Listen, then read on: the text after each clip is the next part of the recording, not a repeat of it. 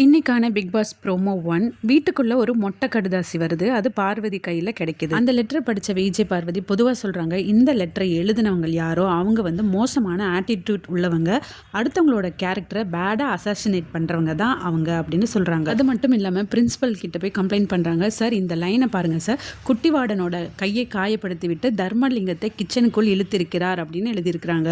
ஆக்சுவலாக என்ன ப்ராப்ளம்னா, இந்த லெட்டரில் விஜய் பார்வதியும் தர்மலிங்கம் சாராக இருக்கிற அமித்தையும் தப்பாக கனெக்ட் பண்ணி எழுதப்பட்டிருக்குது. பார்வதி இதை பெருசாக்க நினச்சாங்களோ என்னமோ தெரியல, எல்லார்கிட்டையும் போயிட்டு இந்த லெட்டரை பற்றி பேசுகிறாங்க.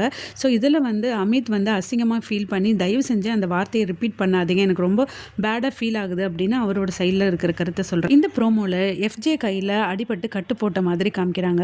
அதே மாதிரி இன்னொரு ஆங்கிளில் வியானா லெட்டர் எழுதுறதையும் காமிக்கிறாங்க. ஸோ இதை பார்க்குறப்ப என்ன சொல்ல வராங்கன்னா, வியானா மேபி இந்த லெட்டரை எழுதி ஒரு மொட்டை கடுதாசியாக பரவ விட்டுருக்கலாம் அப்படின்னு நமக்கு காமிக்கிறாங்க.